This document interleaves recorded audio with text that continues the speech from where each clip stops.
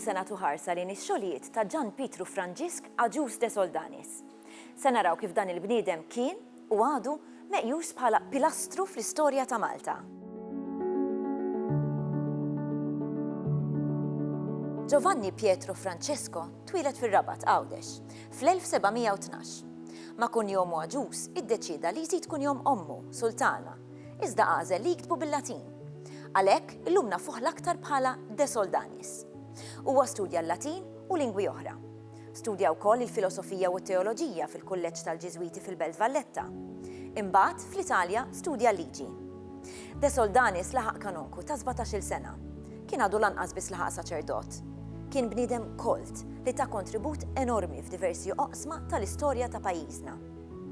Aġus de Soldanis kien storiku, studjuż tal-lingwa Maltija, folklorista bikri, kif ukoll l-ewwel librar ta' dak li llum hija il-Biblioteka Nazzjonali ta' Malta. De Soldanis miet fl-1770.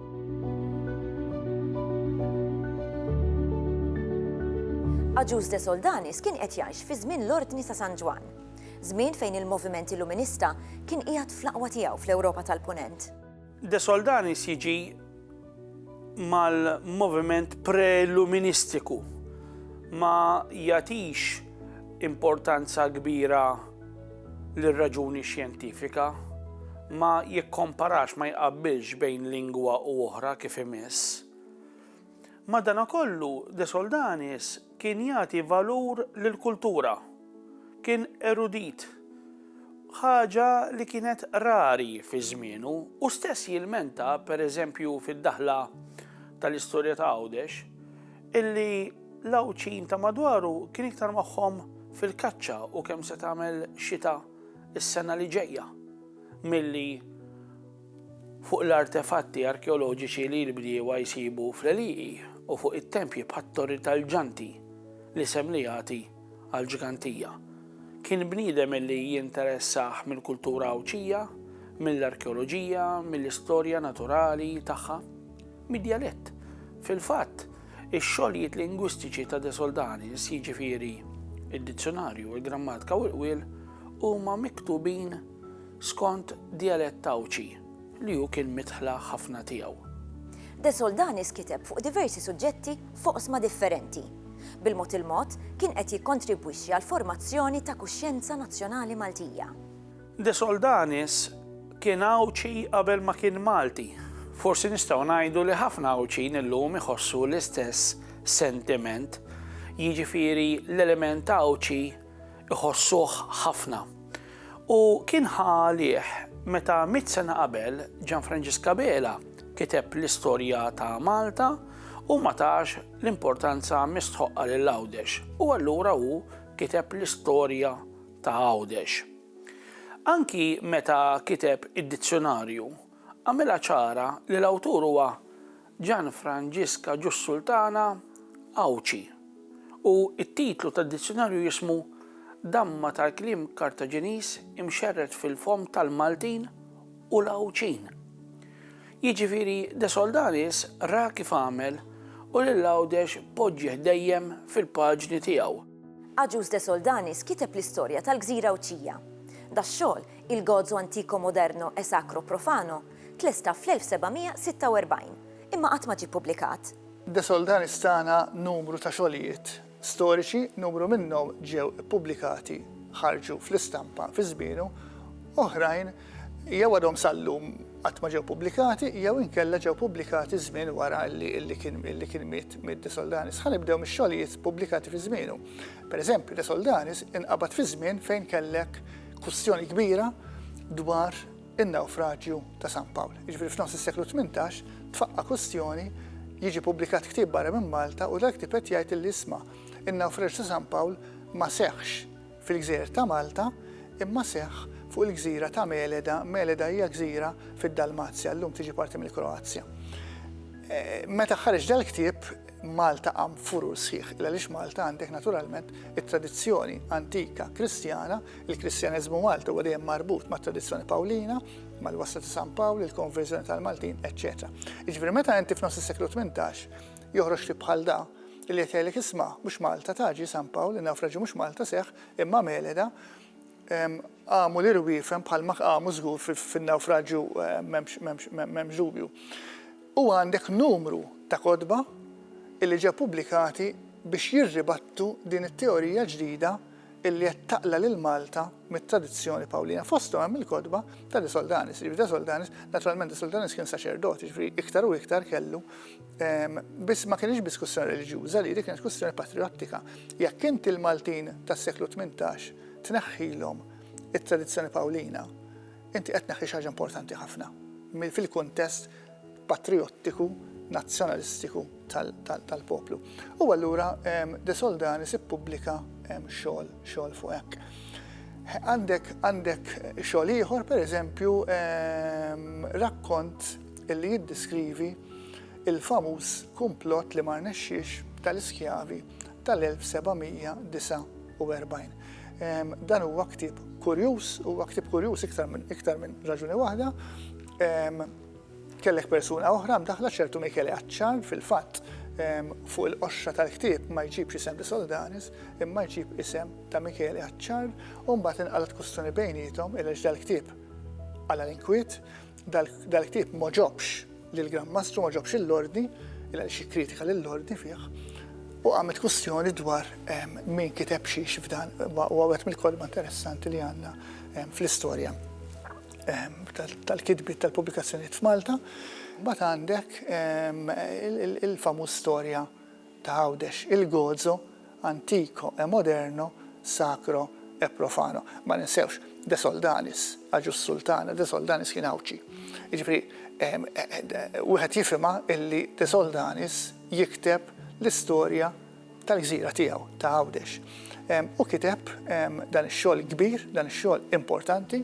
L-istorja ta' Għawdex appuntu l-istess bħad-damma ma kienx pubblikat fi żmienu. Inti għandek l-ewwel edizzjoni li ħarġet f'żewġ volumi, l-ewwel volum qabel il-gwerra fil-36, fl-1936, mbagħad għandek il-gwerra eċċetera, u t-tieni volum ħareġ fl-1953. Dik kienet l-ewwel edizzjoni. Imbagħad għandek dik l-edizzjoni li ġiet pubblikata xi ftit ta' snin ilu u għandek ukoll traduzzjoni bl-Ingliż. Jiġifieri illum ukoll ħafna snin wara De Soldanis nistgħu ingawdu x-xogħol l-istorja ta' Għawdex illi ħallilna Aġus De Soldanis. Il-bidu ta' dik li llum hija l-Biblioteka Nazzjonali ta' hawnhekk beda minn żewġ persuni, Joaquin Portocarrero u l-Kavallier de Tencin. Kif seħħ dan? De Soldanis huwa figura ewlenija fejn tidħol it-twaqqif ta' dik li llum hija l-Biblioteka Nazzjonali illi fi żmienu kienet il-biblioteka pubblika jew il-biblioteka tansejana. Allura kellek żewġ persuni, żewġ membri tal-ordni, kavallieri, l-Ispanjol Portocarrero, il-Franċiż de Tencin, mal-mewt kienu jafu l-xulxin, it-tnejn kienu jgħixu Ruma, mal-mewt ta' Portocarrero, de Tencin xtara il-kollezzjoni, il-librerija ta' Portocarrero u waqqada mal-kollezzjoni tiegħu. Jiġifieri żewġ kollezzjonijiet kbar illi issa saru kollezzjoni waħda, librerija waħda, għatanna l-katalogu oriġinali, eccetera. L-iskop ta' De Tencin kien illi eventualment din il-kollezzjoni kbira, issa sostanzjali sewwa, tintuża biex l-ordni ikollu biblioteka tiegħu, biblioteka pubblika. U fil-fatt laħaq ftehim mal-ordni biex titwaqqaf din il-biblioteka. Issa, meta inti ħatwaqqaf biblioteka ta' dak il-kalibru, naturalment trid mill-inqas persuna waħda bħala librar.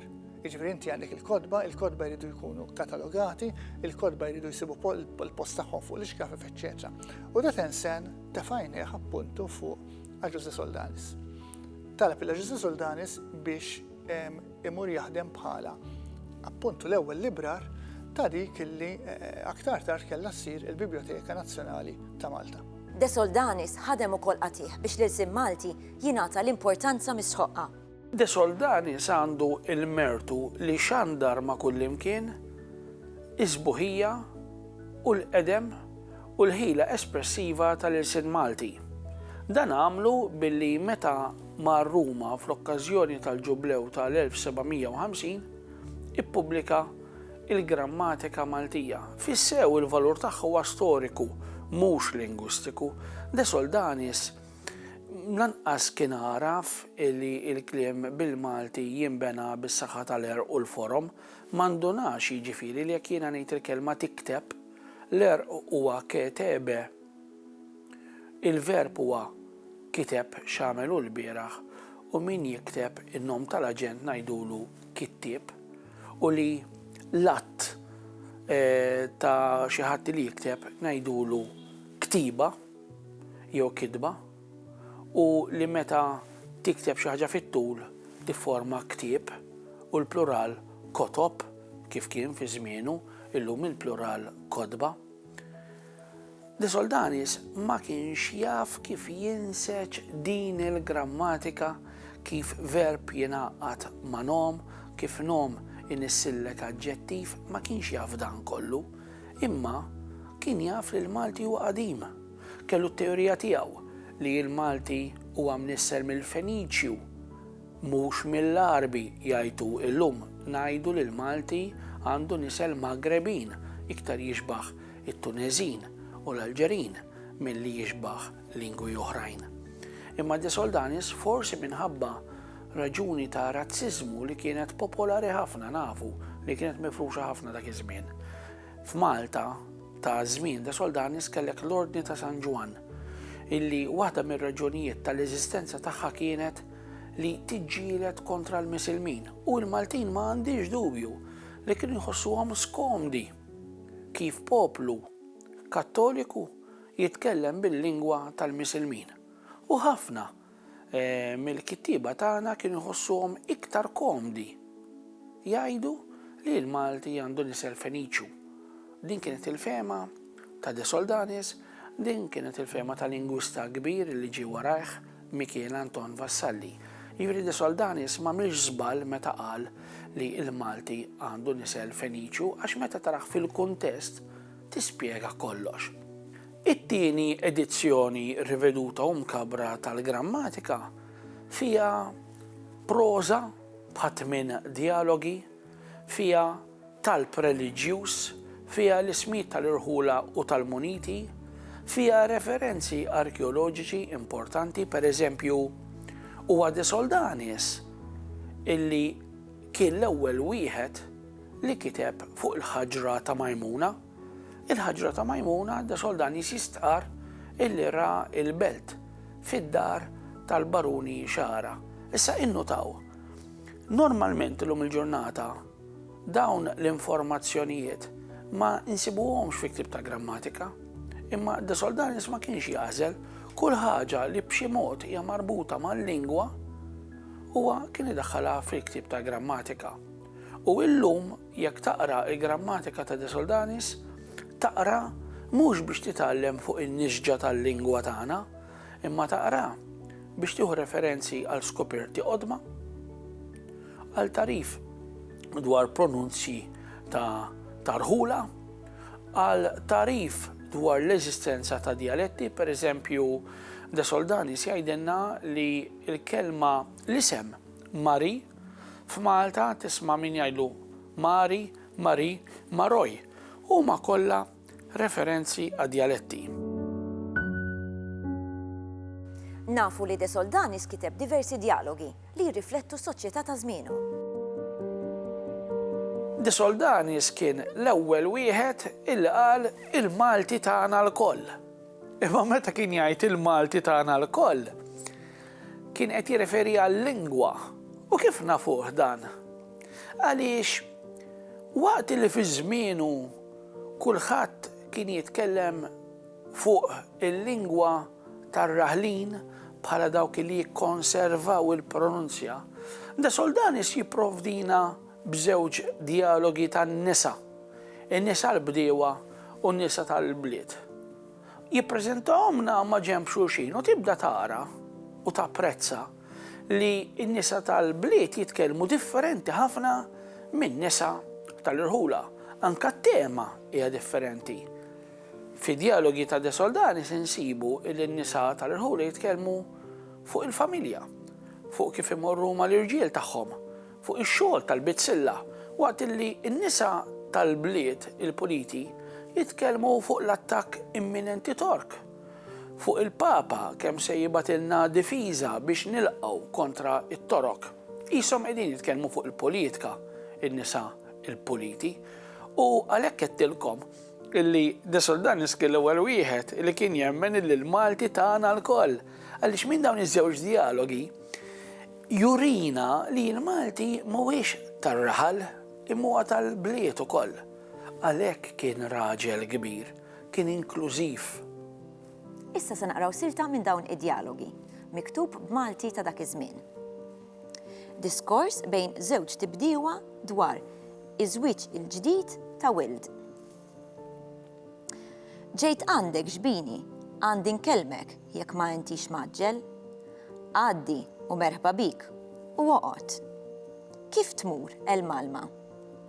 Hemm minni konna ġejjin flimkien li konna nafu li jinsibuk battal kieku ġejna. Darb'oħra ġiba miegħek. U t-tfal kif imorru?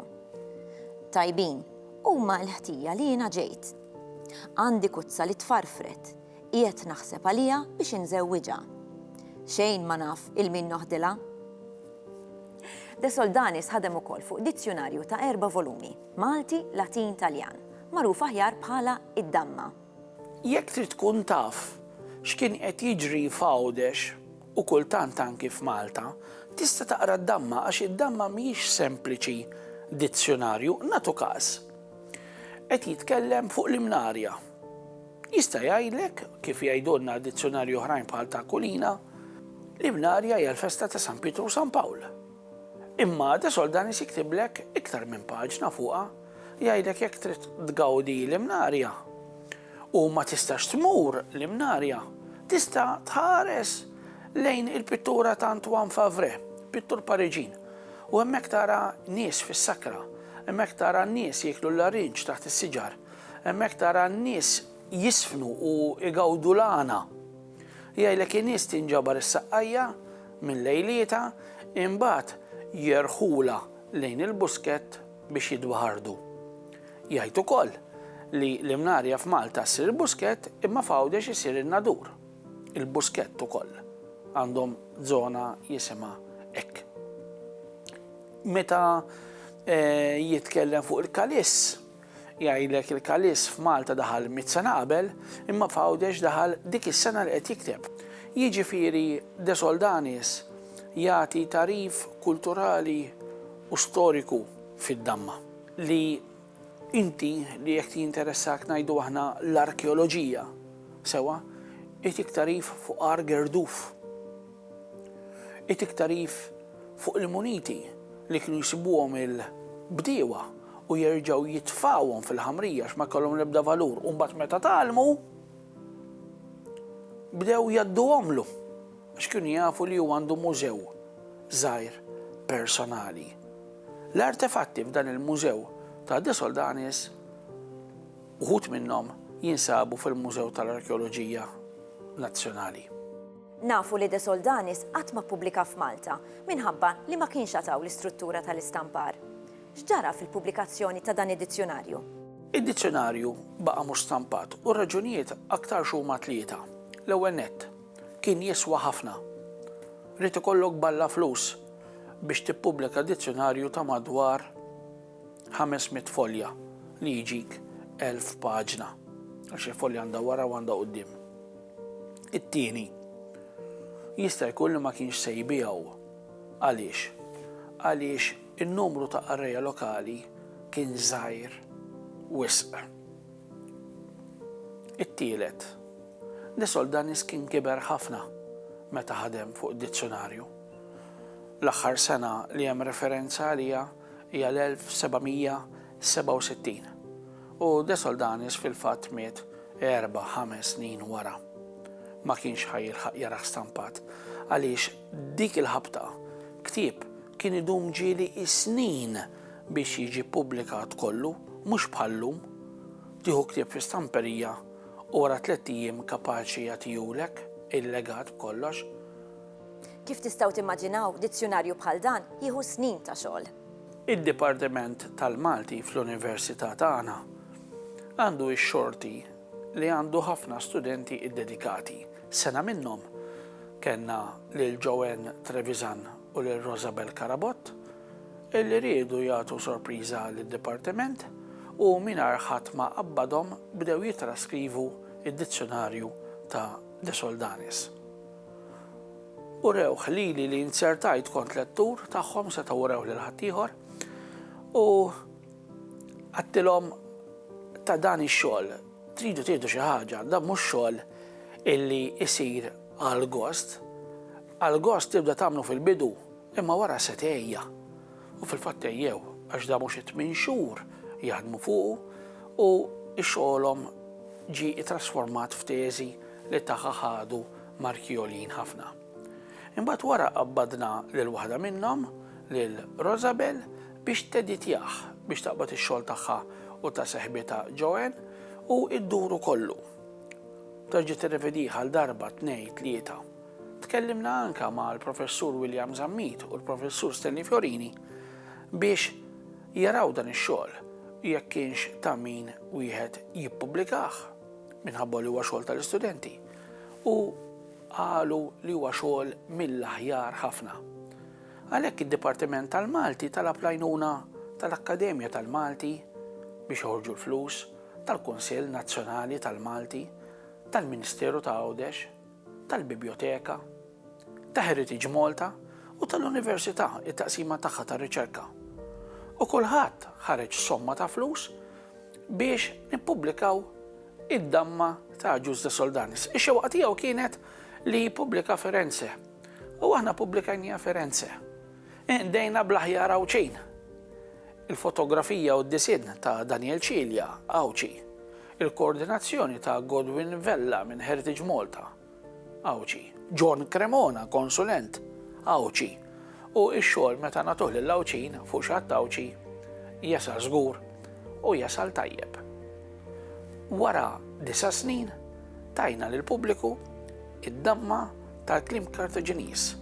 Nimmaġina li kienet l-akbar ħolma ta' Ġus De Soldanis. Issa se naqraw silta mid-daħla għal dan id-dizzjonarju. Nittama li t-tiem u tixtar dina l-ħidma tiegħi u jekk issib xi ġewża ta' xi kelma mingħajr modmuma, għaf li hija ħarġit li minn għajnejja. Ħadd ieħor jiġma u jlaqqat il-bjat tal-kliem li baqa' barra mid-damma biex madina iqedu u hekk xejn ma jintilef.